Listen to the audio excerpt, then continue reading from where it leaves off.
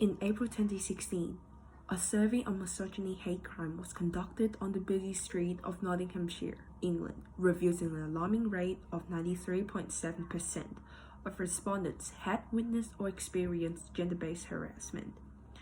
This is Jenny, and ladies and gentlemen, I am now going to debate about the impact of individuals' acts of misogyny on society as a whole. The data given is one example of the seemingly perpetual disgrace that little girls, young women have to suffer because of their gender they have no control over.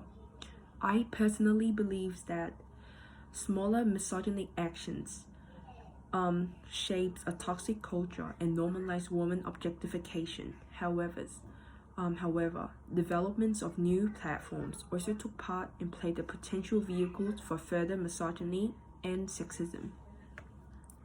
Let's start with traditional influences like parents or institutions exert their beliefs on children, establish a firm misogynic mindset at a young age, consequently led to a misogynic future generation.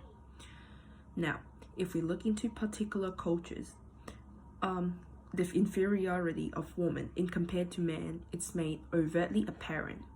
In China history, often the woman is placed in a subservient position, uneducated, while the man holds the most authority in the house. As a result, having a son becomes an emblem of fortune, while having a daughter is considered bad luck. Children grow up being exposed to misogyny, eventually suits themselves to the norm, and carried on such abominable mindset. Institution like school is also at fault for letting such behaviors live on. I feel that we should have been given the right education to know that that's not okay and to call out when it happens, said a student of St. Karen's College, referring to the misogynic incident that happened on the public tram that sparked the community with indignation. In an environment where behaving rightly equates being a sissy or a coward, schoolboys is pressured to degrade women as to make themselves appear tough. It's made clear that the traditional factors enable misogyny to rot in the new generation. Individuals with authority also play a massive role in modeling misogyny under the sphere of influence.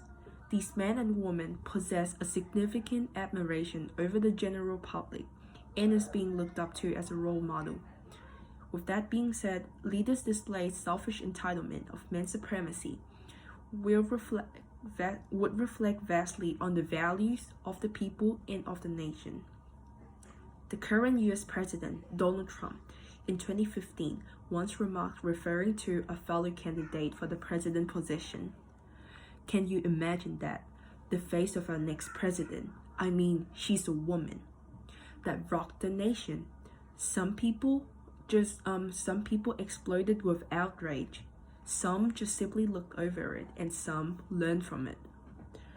What I found unsettling is the fact that as a man with power, Trump's point of view on women will retain without any consequences, and some people support that. His explicit disrespect for women makes the public's behavior seems a little less misogynic in comparison to the extent where degrading women is no longer unusual. This just proves how impactful at the same time frightening authority is to the public and the culture of degrading women. More to the point is the fact that although the introducing of contemporary social media platforms truly allows people to voice their thoughts and empower one another spontaneously, it can be used to misshape the understanding of gender roles on users. 78% of women across 8 different countries from the age range of 18 to 55 have been threatened or violated online, according to a poll carried 2 years ago. What might have caused the increasing number of online misogyny? Well, men's supremacy has always been there, long before the advent of social media. People just found it quicker and more convenient to leave hateful comments online just because they can easily conceal themselves behind their anonymous profiles and gets away without facing any proper consequences.